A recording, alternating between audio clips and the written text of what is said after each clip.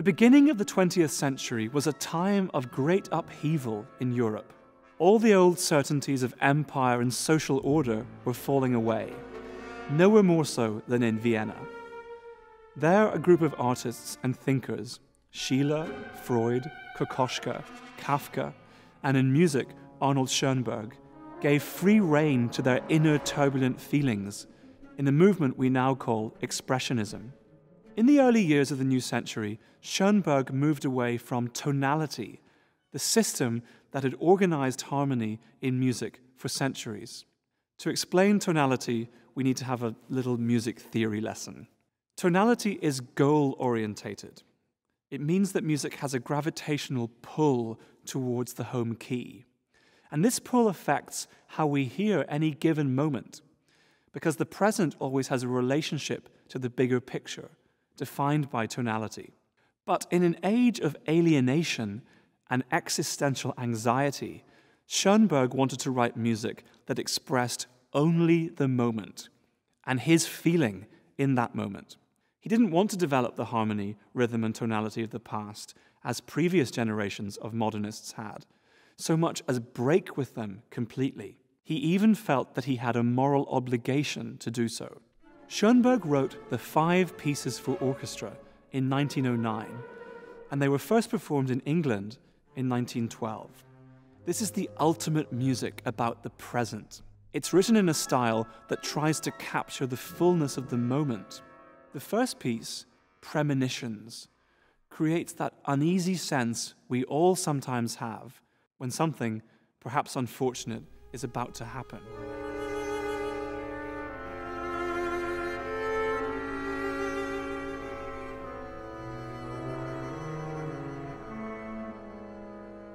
Yesteryears is a musical pun on its title, using sonata form, harmony, and motives from the past. It's a strange piece of music because it manages to create a sense of spatial depth that is completely new. It's as if you can reach inside the music in 3 dimensions as you listen. These dimensions distort everything, so it's very difficult to follow an individual line to its conclusion. And that forces us to listen only to the present moment, which is exactly what Schoenberg wanted.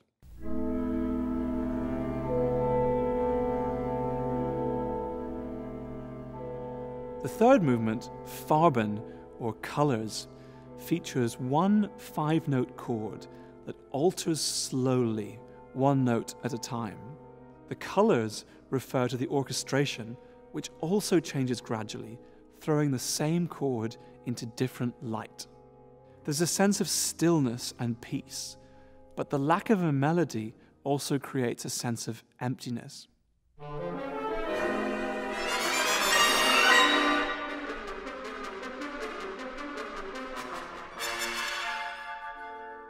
Peripeteia was Aristotle's word for the sudden reversal of fortunes at the end of a tragedy. The music mimics this unfortunate moment.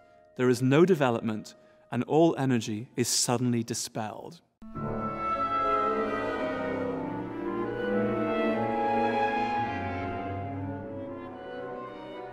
The last of the 5 pieces is entitled the Obbligato Recitative. A recitative is a form used in opera in which the singers move the story forward by using speech rhythms instead of melodies.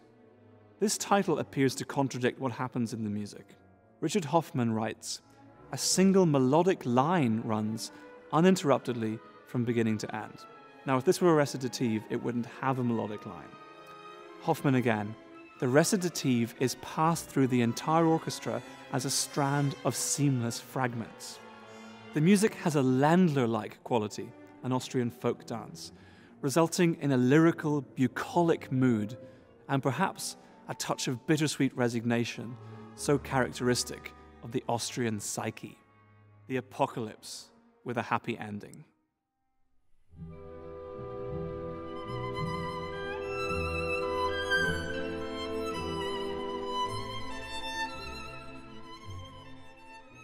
In 1835, Mendelssohn became the conductor of the Leipzig Gewandhaus, then, as now, one of the world's greatest orchestras. He immediately appointed his violinist friend, Ferdinand David as concertmaster. In 1838, the composer wrote to David, "I would like to write a concerto for you with an E minor theme that keeps running through my head." 9 years later, when, after many interruptions, Mendelssohn finished the piece, he had a work brimming with melody and inventiveness. The Violin Concerto begins with the soloist joining the orchestra immediately, a novel effect. There is a yearning quality throughout and a famous cadenza. As a conductor, Mendelssohn instituted several practices for the audience that continue today. He disliked applause between the movements of a piece, even though at the time the practice was absolutely commonplace. So to prevent the audience from clapping between the first and second movements, he held a single bassoon note, maintaining tension and joining the movements. The second movement is a simple song, a beautiful singing melody from the soloist, accompanied gently by the orchestra. Sunlight bursts forth in the finale in a rondo of light and elegant gracefulness. It's hard to know where to even begin when talking about Beethoven's Third Symphony, the Eroica. It changed music forever. When written, it was the longest symphony ever composed. The emotional scope was broader than anything anyone, including Beethoven, had attempted in a symphony. But perhaps most importantly, the protagonist of the symphony, our hero if you like, is placed front and center. It's not music designed to please an emperor or any other authoritarian figure. It's music that describes the feeling of the artist, Beethoven, first and foremost.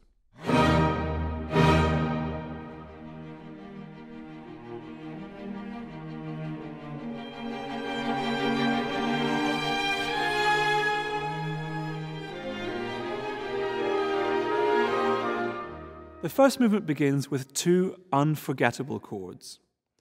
E-flat major is a very familiar key, but the indelible quality of how Beethoven writes them for orchestra makes them instantly recognizable.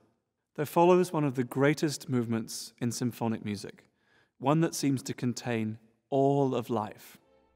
It's predominantly joyful, but has bleak passages of introspection, worry, and loneliness.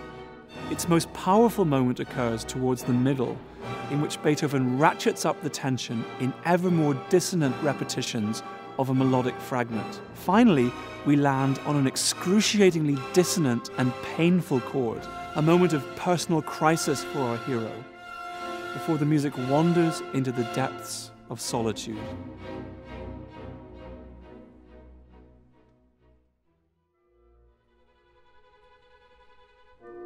The recapitulation, the moment at which the music from the beginning of the movement returns, is very famous. Beethoven brings the first horn in 2 bars before everyone else. A dramatic upstaging, as if a character has poked his head out from behind the stage curtains a moment too soon. At the first reading of the symphony, the copyist screamed at one of his underlings because he thought he'd made a mistake when writing out the parts. And Beethoven was delighted by this, assuring them that it's exactly what he'd meant. The second movement is a funeral march, with a set of variations over a ponderous, anguished theme that we hear in the strings and later in the oboe. Despite the predominant sadness of the movement, we also hear music of incredible uplifting strength and nobility. With the third movement, a scherzo, we dive right back into life. The music has a wonderful sense of anticipation and excitement. And in the trio, Beethoven broke with tradition, adding a third horn to the usual 2. This allows a wonderful hunting call between the 3 rambunctious horns. For the finale, Beethoven borrowed a theme from his own incidental music to Prometheus. It's a comical melody consisting of tonic and dominant notes played pizzicato or plucked in the strings. We get the impression that the movement is going to be very light, but the enormous weight of the first and second movements keeps returning, and we hear music of great fury and complexity. Beethoven turns the innocent-sounding theme into a fugue in which instruments enter one after another, and then turns the theme upside down and writes another fugue on its inversion. It's this combination of lightness and deep seriousness that makes the finale so effective and powerful. In it, Beethoven solves a problem that would plague composers for generations to come. How to sum up a piece and answer all the questions the earlier movements have posed. As the movement progresses, the dark shadows recede, until the symphony ends with a hectic coda, with the strings playing repeated notes as fast as they possibly can. Beethoven leaves us deeply uplifted, having traversed a course unlike that in any other symphony.